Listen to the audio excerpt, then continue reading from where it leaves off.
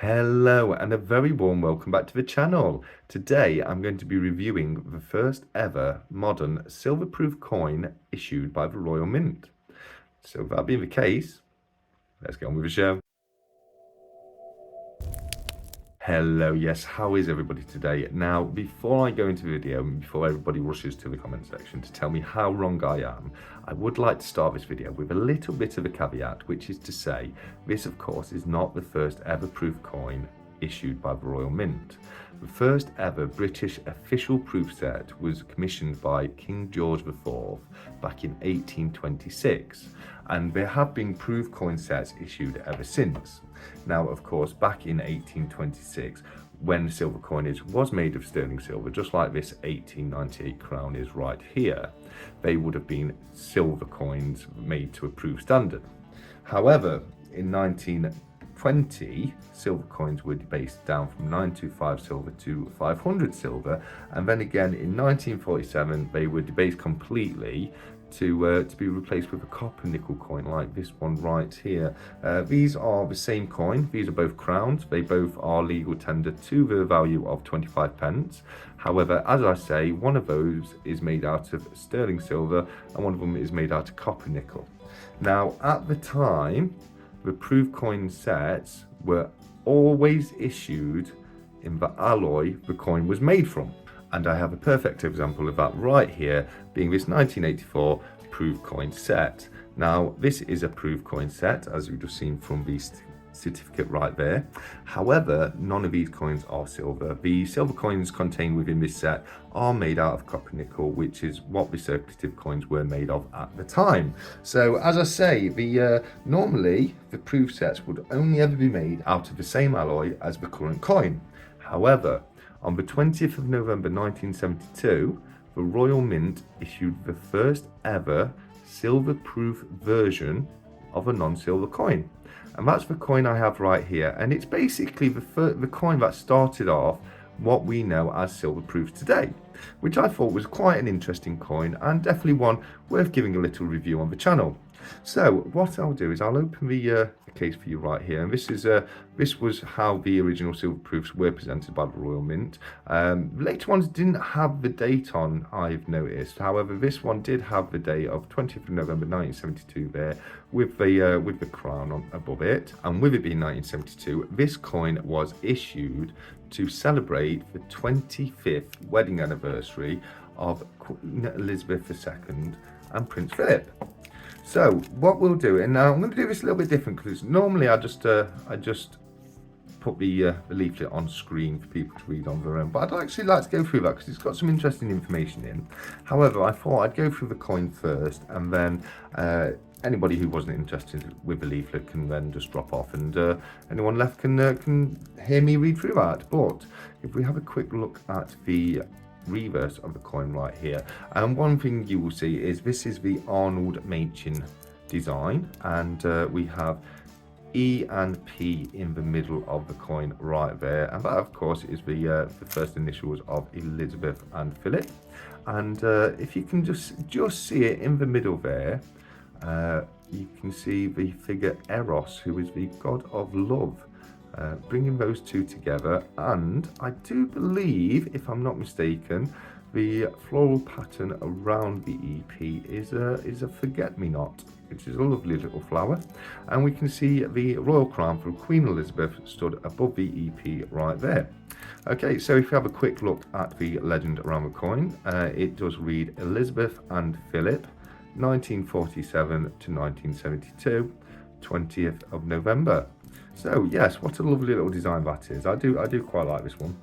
And another thing you'll notice is this coin here, unlike future silver proofs which were issued in a commemorative capsule, not unlike that one right there, these ones were actually issued in a blister pack. And this one, although it's seen better days, is actually still contained in its original plastic blister cap.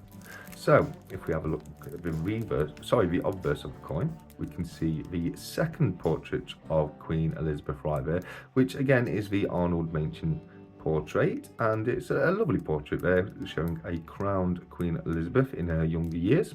The legend around the coin reads DG Reg FD and Elizabeth II. That, of course, being abbreviated Latin and would translate to by grace of God, Queen and Defender of the Faith. So if we have a quick look at the coin, now one thing you will see, now this is very much unlike later silver proofs issued by the Royal Mint.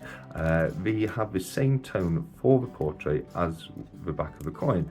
Now later silver proofs will have a mirrored finish on the surface on the back of the coin, but the Queen Elizabeth portrait will be frosted. So that's quite interesting. It does make this quite a unique piece. If we look around the rim of the coin, we can see beading just there, and that's a counter clipping measure, as well as the reeded edge that you can see has been milled into the edge of the coin. Now what they would do is they would stop people being able to clip just a little tiny bit of silver from the end of the coin to accumulate as much silver as as they could by doing so, because it's very easy to tell due to the pattern if any of the silver or metal has been removed from the edge of the coin. So if you were ever wondering why there was these lines in the edge of the coin, that is why. But yes, no, and a beautiful little coin, and one that I definitely thought is worth having a look through. I've been thinking I might get a few of the older silver proof pieces I've got and do little reviews for them.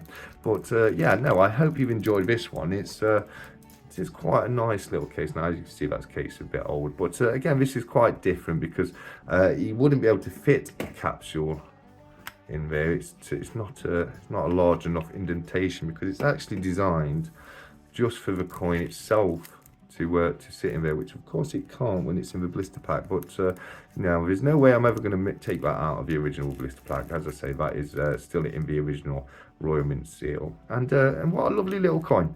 So we'll pop that away, and as I say, we have the certificate of authenticity to go through. Again, this is a lot plainer than other ones that you may see through later years. But if I open it, we can see the first coin to be known as a crown was issued during the reign of Henry VIII.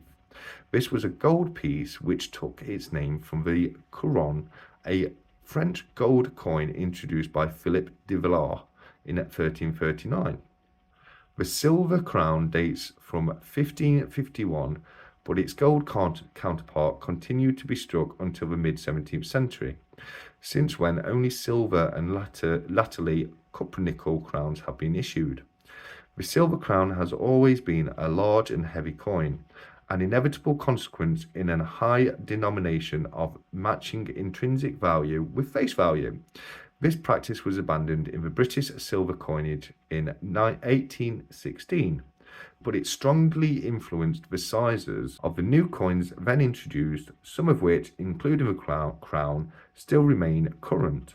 Probably because of their large weight and size, there has been scarcely any demand this century for crowns for ordinary circulation, and minting has therefore mainly been confined to special occasions such as the Silver Jubilee of King George V in 1835, Her Majesty's coronation in 1953, and most recently in 1965 on the death of Sir Winston Churchill. The silver wedding crown is being issued in two versions, one made of copper nickel, of which several millions will be struck to ordinary coinage standards, and the other made of sterling silver, of which only 100,000 will be struck or to proof standard. The latter are the first sterling silver crowns to be issued since 1902. All others since then have been struck either in copper nickel or in an alloy containing only 50% silver.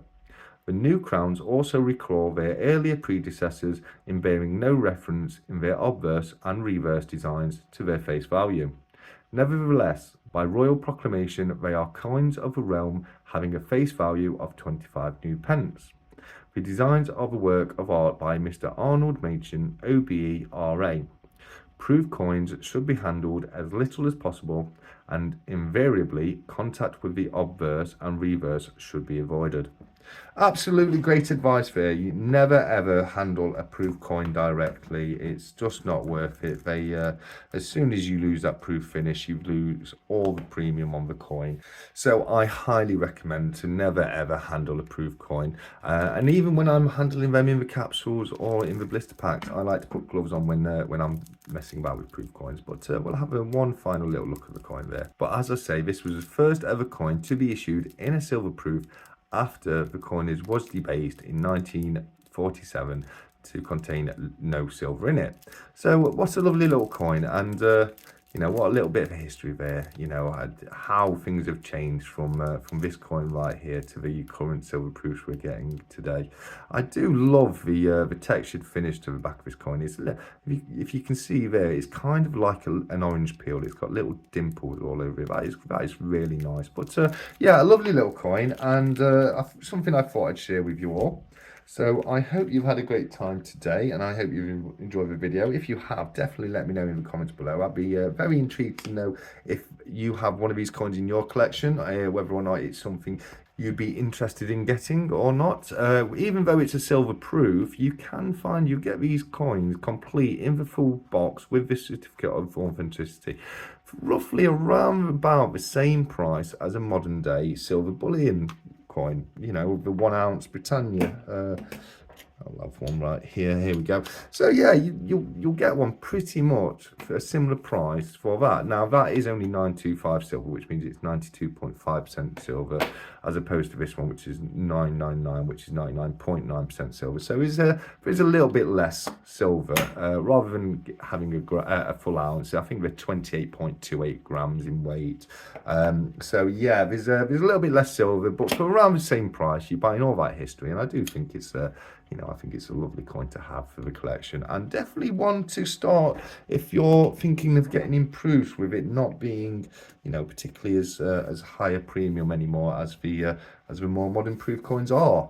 So yeah, that's pretty much it for me today. The only thing I'd remind you is I have got the 500 subscriber giveaway going on the channel, which we are getting extremely close to drawing now. I think there's only around 35 or so subscribers left until I get to finally find out who gets to keep this King Charles III non-crowned Silver Britannia, and both of these £5 and 50p brilliant uncirculated coin packs. Don't forget, I have opened the competition worldwide now, so it doesn't matter where you are. Just ignore that point in the original video where I say the receipt of the coins is for UK residents only. I'm now happy to ship the coins anywhere, wherever you are. So yes, the competition is definitely open to everybody, so make sure you head over to the 500 subscriber giveaway video. Pop your comments in the comment section to make sure you're entered into the prize draw that will be will be completed as soon as we get to 500, and we'll finally find out who the winners are. So yes, thank you so much for taking part and joining me today. I hope you've had fun, and until next time, as always, keep stacking, take care, and goodbye.